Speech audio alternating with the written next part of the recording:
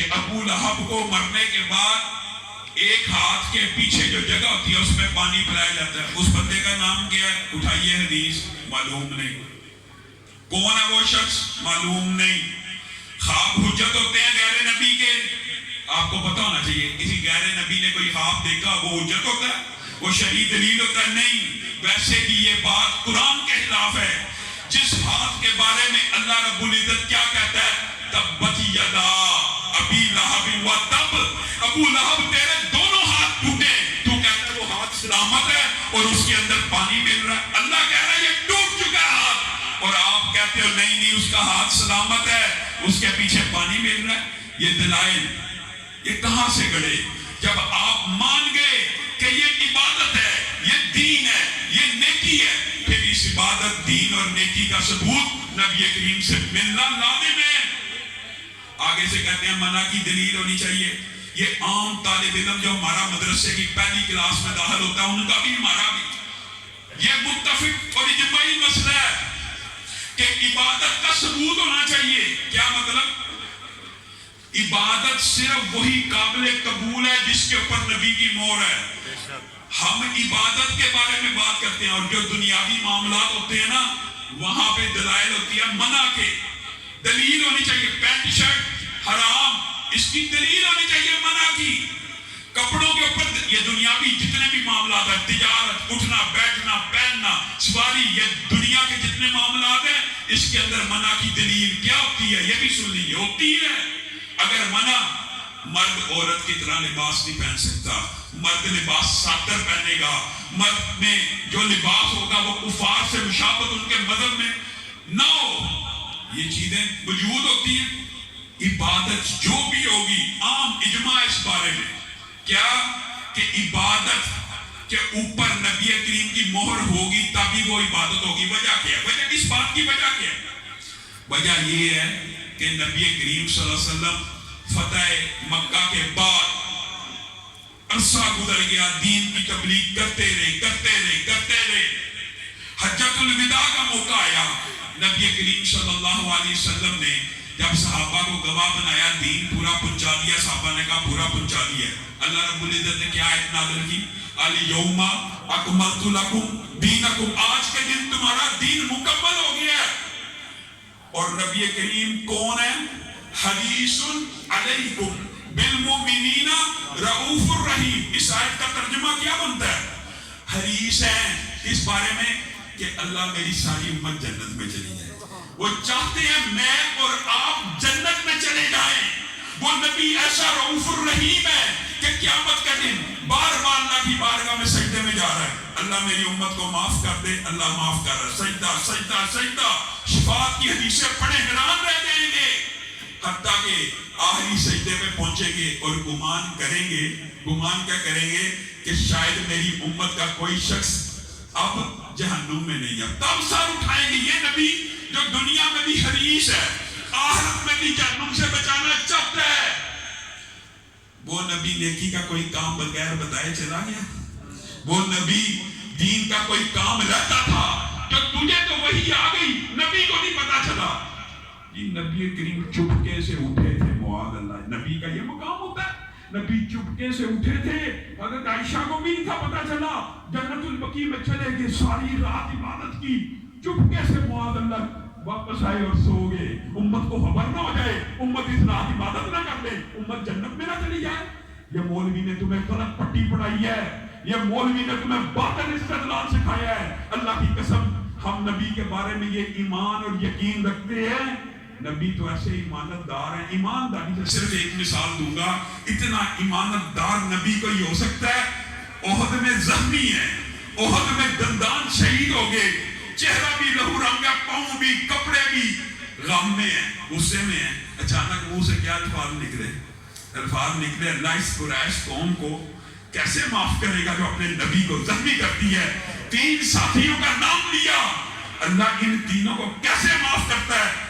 جو اپنے نبی کے دندان مبارک کو شہید کر دے, جو نبی کا لہو لہان کر دے, اللہ اس قوم کو کیسے معاف کرے گا؟ بتائیے. نبی زخمی ہے, دل سے یہ بات نکل سکتی تھی نا, آسمان سے وحی آئی, لیس لک من الامر شیء, پیارے حبیب آپ نے جو بات کی ہے اس کے ساتھ آپ کا کیا تعلق ہے؟ نبی نے چھپا لی؟ نبی اسی وقت بتا رہے کہ آسمان سے وحی نازل ہوگی. یہ اتنا امین نبی ہے. یہ جو میں نے پچھلی بات کی ہے اللہ نے ریجیکٹ کر دی ہے, اور اللہ رب العزت نے فتح مکہ کے اندر سارے قریش کے اسلام کو قبول کر لیا. اللہ نے معاف بھی کر دیا. اللہ نے نبی کو کہا تجھے اس بات سے تیرا کیا تعلق؟ یہ اللہ کی مرضی ہے. نبی چھپا گئے. نبی قریش مکہ کے سامنے کھڑے ہیں, ان کو تبلیغ کر رہے ہیں. نبی نہ ام مکتوم لائن میں ہیں, آسمان سے وحی آ گئی عبس وتولی. نبی چھپا سکتے تھے, کچھ دیر تخیر کر سکتے تھے, کچھ دیر پینڈ ہو سکتی تھی کہ یہ میرے اتنے بڑے بڑے سرداران ہیں, ان کے سامنے کہیں دل آزاری نہ ہو جائے. اللہ کی قسم نبی نے ایسا نہیں کیا. کہا عبس وتولی, آسمان سے وحی آ گئی ہے, تمہاری طرف منہ نہیں کروں گا, اس کی طرف کروں گا. یہ نبی اتنا ایماندار ہے. تم کہتے ہو نہیں نہیں نیکی کا کوئی کام بغیر بتائے دنیا سے چلا گیا. ایک کتنا بڑی عبادت کا فعل جو تو نے کر لیا. اچھا پھر جب یہ دلائل دیے جاتے ہیں نیت نیک ہونی چاہیے, نیت نیک ہونا کوئی مسئلہ نہیں. نیت کے اوپر اعمال کا دار و مدار نیتوں کے اوپر ہوتا ہے. درست بات ہے نیت, لیکن جتنی مرضی اچھی ہو اس کے اوپر بھی مہر نبوت ہوگی تو قابل قبول ہے. ابو بردہ جانتے ہیں نا, صحابی رسول ہیں. بتائیے کس عمدہ نیت کے ساتھ, یہ بھی ایک لمبا چوڑا اور طویل مضمون ہے. ایک مثال آپ کے سامنے رکھتا ہوں. کتنی عمدہ نیت کے ساتھ نبی کریم کے پاس آئے. اے اللہ کے رسول, آج ابو بردہ اٹھا ہے, فجر کی نماز پڑھی ہے, سورج نکلا ہے, سب سے پہلے بکری کی گردن پہ چھری کو پھیرا ہے کہ میرے محلے کے غریب ہیں, سب سے پہلے ان کے گھر گوشت جائے, ابو بردہ کی بکری کا جائے. نیت نیک ہے کا بات ہے, بتائیے کتنی عمدہ نیت ہے. نبی کریم کی پیشانی کے اوپر سلوٹیں پڑ گئی. کہا ابو بردہ تیری بکری گوشت کی بکری ہے, صدقے کی بکری ہے, لیکن اگر تو قربانی کرنا چاہتا ہے تو پہلے عید کی نماز کو ادا کر. آپ پورے کا پورا دین یاد کر لیں, نبی کی مہر موجود نہ ہو تو قربانی بتائیے ایمانداری سے. نماز عید 2 رکعت کتنی دیر میں پڑھ لیتے ہو؟ 4 منٹ, اور 4 منٹ پہلے سے کیا فرق ہے؟ اگر 4 منٹ پہلے کے اوپر نبی کی مہر نہ ہو, صحابی رسول و ولی نہیں, پیر نہیں, فقیر نہیں, صحابی رسول و نیک نیتی کے ساتھ بکری کو ذبح کرے, اللہ اس کی قربانی کو قبول نہیں کرتا. صدقے کی بکری مانتا ہے, گوشت کی بکری مانتا ہے. اسی طرح اگر بات آئی ہے تو سمجھ لیجئے, ابھی عید قربان گزری, آپ میں سے کوئی بندہ حلال روزی کماتا ہے, حلال روزی سے 60-70 ہزار روپے اکٹھا کیا, بازار میں گیا, حلال تجارت کی, ایک گائے لے آیا, گائے لے کے گھر آیا, حلال جانور ہے گائے, قربانی کی نیت سے لے کے آیا, حلال پیسوں سے لے کے آیا ہے, کان کٹا ہوا نکل آیا. بتائیے قربانی لگ جائے گی؟ کیوں نہیں لگے گی؟ کیونکہ نبی کریم صلی اللہ علیہ وسلم نے اس کو عیب کہا ہے. میرے بھائیوں رک جاؤ, قربانی کے اندر عیب دار قربانی نہیں لگتی, لیکن نماز عیب دار بھی قبول ہے, نماز عیب دار بھی قبول, حج عیب دار بھی قبول, عمرہ عیب دار بھی قبول, عید عیب دار بھی قبول, قربانی صرف قبول نہیں. یہ کہاں سے فلسفہ آیا؟ باقی ہر چیز عیب دار. حلاد بن رافع کا واقعہ دین میں آ گیا ہے.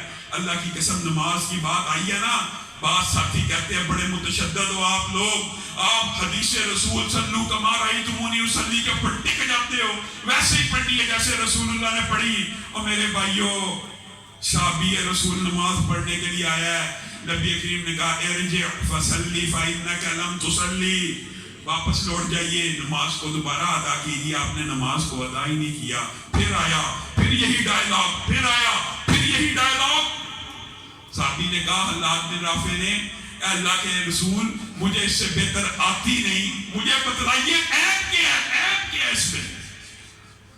تم ہم سے واجبات فرائض ان کی بات کرتے ہو, ایمانداری سے بتاؤ نبی کریم نے کیا کہا کہ جب تم رکوع کرو اعتدال سے کیا کرو, पूरी कमर सीधा किया करो, जब रुकू से सर उठाओ सीधे सुकून से खड़े हो जाया करो, इत्तेदाल से खड़े हो जाया करो, सजदा करो, इत्तेदाल करो। नबी करीम ये जो इत्तेदाल बता रहे हैं आपकी फिका में, ये इत्तेदाल क्या है या उम्मत के अंदर ये इत्तेदाल क्या है? सुन्नत है, सुन्नत है, फराइज वाजिबात की बात नहीं कर रहा। सल्लू कमा रअयतुमूनी उसल्ली, हमारे नजदीक फर्ज और वाजिब है कि नमाज उसी तरह होगी जैसे रसूलुल्लाह को पढ़ते देखा। मेरे भाइयों, रसूलुल्लाह ने एक मर्तबा जिंदगी में हज किया, वो हज महफूज है। नबी ने 13 साल बाजमात इमामत कराई, हजारों साहबा ने देखी, वो नमाज महफूज नहीं, उसका हर अमल महफूज नहीं है, बातिल आपको सोच और फिक्र दी गई है। अल्लाह की कसम, नबी की हर नमाज का हिस्सा महफूज है, हर हिस्सा महफूज है। नबी करीम कह रहे हैं तूने इत्तेदाल नहीं किया, और ये किसी मौलवी का फतवा नहीं, नबी का है।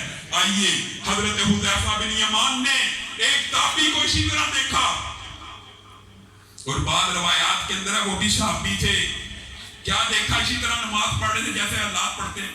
हुज़ैफा ने कहा आपने नमाज को अदा नहीं किया, दोबारा कीजिए। कहा मैं तो 40 बरस से ऐसे ही नमाज पढ़ रहा हूँ। हजरत हुज़ैफा ने कहा अल्लाह की कसम, अगर आप 40 बरस से ये नमाज पढ़ रहे हैं तो आप समझिए आपने नमाज पढ़ी। ये मौलवी का फतवा नहीं है, ये एक सहाबी का फतवा है। किसको दे रहा है? ताबी को दे रहा है कि अगर आपने इत्तेदाल की सुन्नत को छोड़ के ये नमाज पढ़ी है, आप हमारे से फराइज छुड़ाते हैं, वाजिबात छुड़ाते हैं। अगर इत्तेदाल से नहीं पढ़ी आपने, नमाज ही नहीं पढ़ी। और नसीहत भी करते हैं, उनको नसीहत भी करते हैं कि मेरी आपको नसीहत है कि आप अपनी नमाज को दुरुस्त करें। ऐसा ना हो कि कल क़यामत के दिन कहीं अल्लाह आपको उम्मत मोहम्मदिया ही में से ना हो, यानी ऐसा ना हो जाए कि आप ये अमल करते चले जाएं। नबी करीम सल्लल्लाहु अलैहि वसल्लम की मोहर हर अमल के ऊपर होना इस तरह लाजिम है। एक तरफ 40 बरस की नमाज सिर्फ इत्तेदाल के बगैर हो, चाहे ताबी हो, कबूल नहीं। और दूसरी तरफ मौलाना हनीफ रब्बानी साहब को इल्म है, सुनन निसाई की हदीस है, जिसने सिर्फ 2 रकत नमाज वैसे पढ़ ली जिस तरह रसूलुल्लाह सल्लल्लाहु अलैहि वसल्लम ने पढ़ ली, अल्लाह की कसम वो ऐसे हो जाएगा जैसे आज माँ के पेट से पैदा हुआ। आप रसूलुल्लाह की हदीस को कमतर समझते हैं, आप रसूलुल्लाह के कौल को जात तो आला पूरी उम्मत मानती है, लेकिन अल्लाह की कसम बात आला वही मानते हैं जिनके दिल में हदीस का एहतराम है। हदीस के एहतराम के ऊपर एक बात करके मैं अपनी बात को खत्म करूंगा। नबी करीम सल्लल्लाहु अलैहि वसल्लम बैठे हुए हैं, नाम लेके साहबा को काका लगा हुआ है, तबूक के ऊपर रवाना हो जाना, फला फला फला। अगले दिन जुम्मा पढ़ाने के लिए मस्जिद में आए, जुम्मा पढ़ा रहे, सामने देखा अब्दुल्ला बैठे हुए। अब्दुल्ला, आपको मैंने कहा था कि आप गज़वा तबूक पे रवाना हो जाना, आप रवाना नहीं हुए। नीयत नेक, देखिए अब्दुल्ला की नीयत क्या है। अब्दुल्ला कहते हैं मैंने सोचा शायद जिंदगी का आखिरी मार्का हो, पता नहीं अल्लाह ताला जिंदगी में फिर जुम्मा अदा करने की मोहलत आपके पीछे देता कि नहीं। ख्वाहिश थी आखिरी जिंदगी का जुम्मा आपके पीछे अदा करूं। सवारी अल्लाह के रसूल बाहर खड़ी है, सामान तैयार है, तेज रफ्तार है, फौरी पहुंच जाऊंगा। ख्वाहिश ये थी कि मस्जिद नबी में जुम्मा अदा करूं जिसमें एक नमाज 1000 के बराबर है।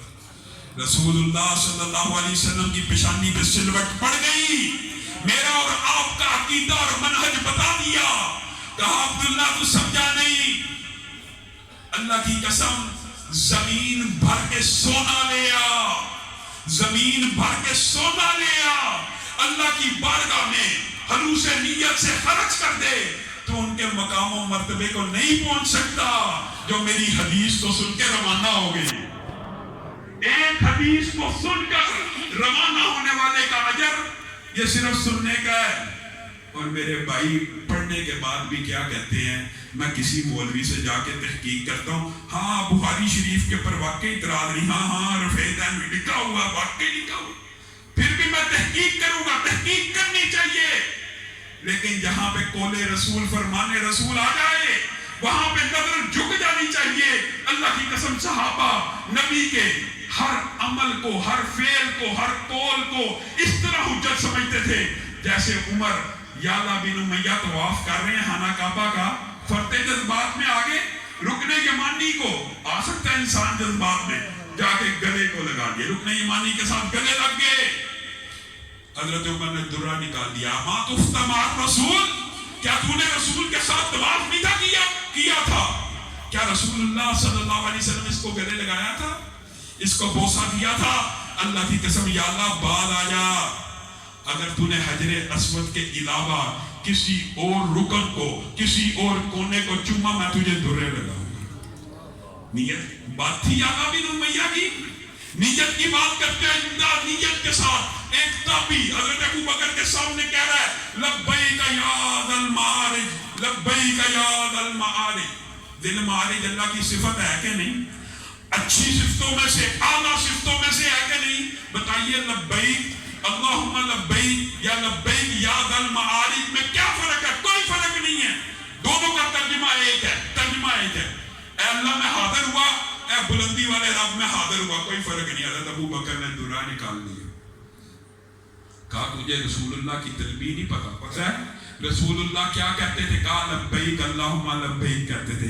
کہا اللہ کی قسم اگر تو نے لبیک اللہم لبیک کی جگہ صرف ذل معارج لگایا تو ابو بکر تجھے درے لگائے گا۔ بتائیے یہ ہمارا عقیدہ، یہ ہمارا منہج۔ آئیے کوئی عمل جس کے اوپر رسول اللہ کی مہر ہو، رسول اللہ نے زندگی میں ایک مرتبہ بھی کیا ہو، اللہ کی قسم کبھی بھی اگر ہم اس کے خلاف بات کر جائیں تو ہم ذمہ دار ہیں۔ سبحان ربک رب العزت